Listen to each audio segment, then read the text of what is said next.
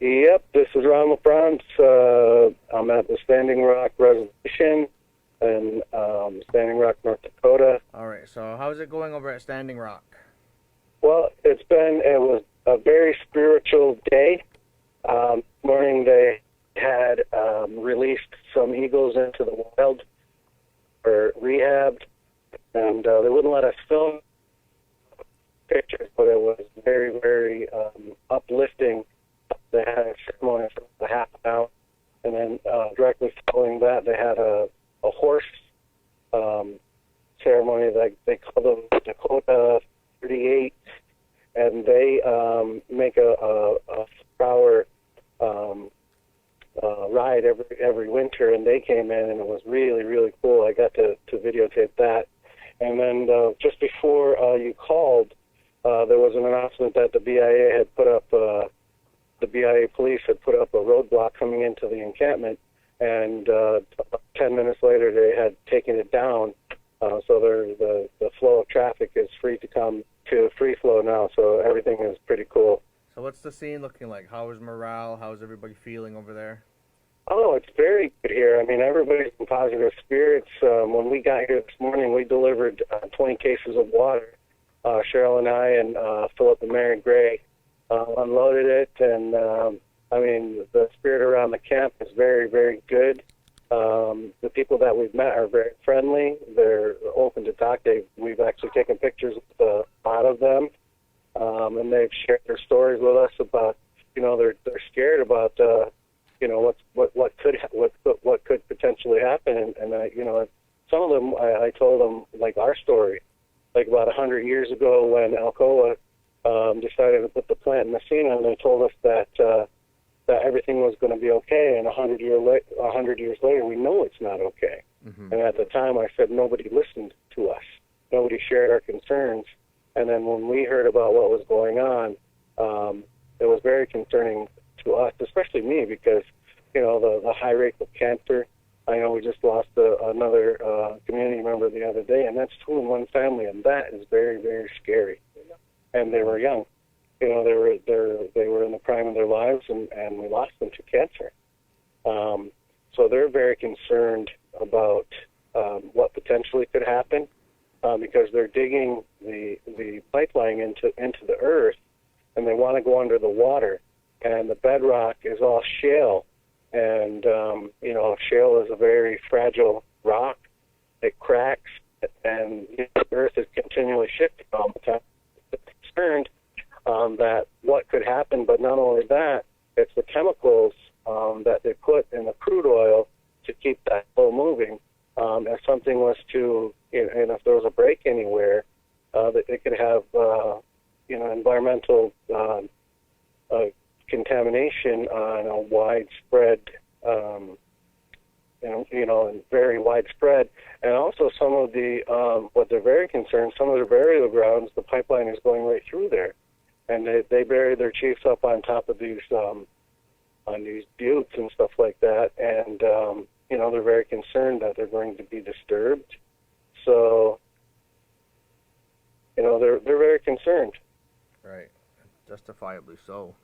Mm-hmm. Yeah, you mentioned yourself and Sub-Chief Cheryl Jacobs are there. Is there anybody else from Akwesasne that's there? I think you mentioned Phil and Mary Gray. Anybody else from Akwesasne? Yeah, they're the only ones that we've seen so far. We went to place the tribal flag up at the, they have a fence right next where the pipeline is, where the construction stopped. There's 2 Haudenosaunee flags there. There's the Oneida of Wisconsin. And I believe I saw the Oneida Indian Nation flag that was up on the post, or on the fence too. So there are Haudenosaunee people here. We just haven't met any of them yet. We did meet a guy who was married to an Oneida woman, and her son did the opening the other day, and there are kids and then we met some kids that were in that Dakota 38, that horse, they call themselves the Horse Nation. He said that they got here yesterday, and they don't know when they're going to go home, so they're here for the long haul. So, there are people that are dedicated to staying here until there's a favorable decision. Right, right. Why did you and Sub Chief Jacobs decide to go? Why did you decide to make this trip? Well, part of it for me was just to show support, because it's not. This is something that has happened on our territory, and I don't want to see this happen anywhere else. They can give you all the guarantees in the world, but when you're dealing with nature and you're dealing with the environment, and when you're digging and pulling things into the earth, there's no telling. There is no guarantee, because the earth has a mind of its own. And we're here to show support. I asked Cheryl if she wanted to go, and she said definitely. So we're here. She's meeting a lot of friends. She's making friends. She's talking to introducing me to different people that she's spoken to. And they had some of the ceremonies this morning. They were just powerful, powerful things to hear. And there had to be 500-600 people that were just there at those ceremonies. So. It's something different. I've never experienced something like this, and I just think it's a very good experience for myself and Cheryl. How has the media coverage been? Have you seen a lot of media people there? Because I think that's one of the big things now. There's hardly no mainstream media. Hardly none. I'm going to try to do some interviews with some people, but I haven't seen anybody with NBC, CBS, or ABC, or CNN, sticker on their cameras. There are a couple people that are doing some media stuff, but I don't know who they are. But there are no CNN trucks around here, or affiliates. Even on the local news this morning, there was nothing about the encampments. And there's a couple of them scattered throughout this area. We're at the main camp right now, and there was not one thing on any local news station about the encampment. If anybody wants to help out, or they're looking to help out with the Standing Rock encampments and stuff like that, or the protests in general, what can people do to help? At the moment, I can't tell you, but I will find out. I don't know if there's a GoFundMe thing, or I don't know if they have a page. Oh, there is one. There is. Okay, Subject Jacobs just said that there is a GoFundMe page. She just doesn't know what the name of it is. Like I said, we'll find that out. I'll text that along to you guys. Okay.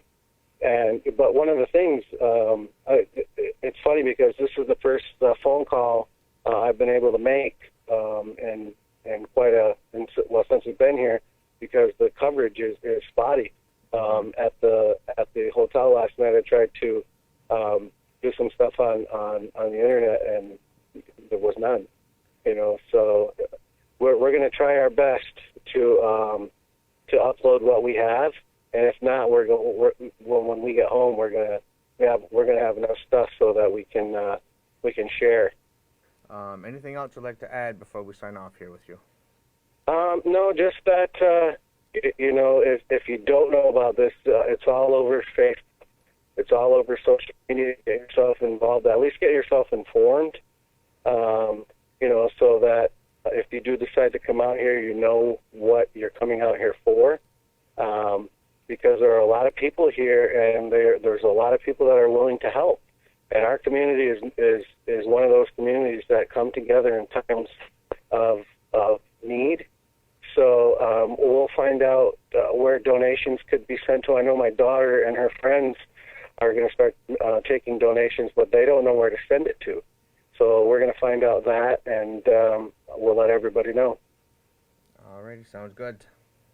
Okay. All right, well, thank you for your time, sir. Mm-hmm. All right. All right, okay. Ona. Bye.